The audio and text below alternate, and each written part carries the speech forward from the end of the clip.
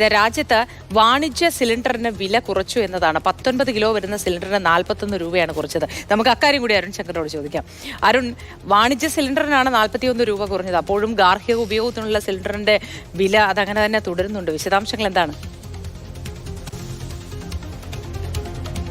തീർച്ചയായിട്ടും വാണിജ്യ സിലിണ്ടറുകൾക്ക് വില കുറയ്ക്കുന്നു എന്നുള്ളതും ആശ്വാസകരമാണ്. കാരണം ഹോട്ടലുകൾ ഉൾപ്പെടെ പ്രവർത്തിക്കുന്ന ഈ വാണിജ്യ സിലിണ്ടറിലാണ്. അപ്പോൾ അതിൽ വില കുറയുന്നത് ഭക്ഷ്യവസ്തുക്കൾക്കും ആഹാരങ്ങൾക്കും വില കുറയാനുള്ള സാധ്യതയാണ് ഉണ്ടാക്കുന്നത്. നിലവിൽ 41 രൂപയാണ് കുറച്ചിരിക്കുന്നത്. ആ 41 രൂപയിൽ വേരിയേഷൻ ഉണ്ടാകും. രാജ്യത്തെ പല ഭാഗങ്ങളിലും പല രീതിയിലാണ്. 41 മുതൽ 45 രൂപയുടെ വരെ കുറവ് ഉണ്ടാകുമെന്നാണ് ഈ ഓയിൽ മാർക്കറ്റിംഗ് കമ്പനികൾ അറിയിച്ചിരിക്കുന്നത്. 41 രൂപ കുറയുമ്പോൾ 1762 രൂപയാണ് പുതുക്കിയ വില. ആ വില ഇന്നു മുതൽ നിലവിൽ വന്നു കഴിഞ്ഞു. അതായത് ഇന്ന് കഴിഞ്ഞ അർദ്ധരാത്രി മുതൽ നിലവിൽ വന്നു കഴിഞ്ഞു എന്നുള്ളതാണ് മാർക്കറ്റിംഗ് കമ്പനികൾ അറിയിക്കുന്നത്. മാസത്തിൽ 2 തവണയാണ് ഈ വില അവർ പുതുക്കി നിശ്ചയിക്കുന്നത്.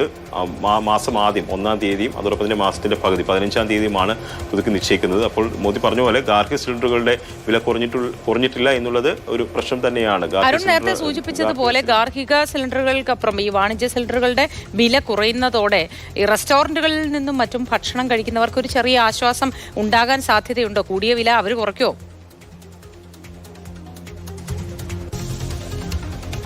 കുറയ്ക്കുമെന്നറിയില്ല. പക്ഷേ അവർക്ക് എന്തെങ്കിലും ആശ്വാസമാകും, അവരുടെ ചെലവിന് കുറച്ച് ആശ്വാസമാകും എന്നുള്ള കാര്യം ഉറപ്പാണ്. ആ ചെലവിൽ കിട്ടുന്ന ലാഭം അവിടുത്തെ ഉപഭോക്താക്കളിലേക്ക് കൈമാറുമോ എന്നുള്ളതൊക്കെ കണ്ടറിയണം. പക്ഷേ ഹോട്ടലുകാരുടെ ഈ ഹോട്ടൽ നടത്തിപ്പിൽ കുറച്ച് കുറവുണ്ടാകും, ചെലവിൽ കുറവുണ്ടാകും എന്നുള്ളത് അവരെ സംബന്ധിച്ച് ആശ്വാസകരമാണ്. പക്ഷേ ശരി.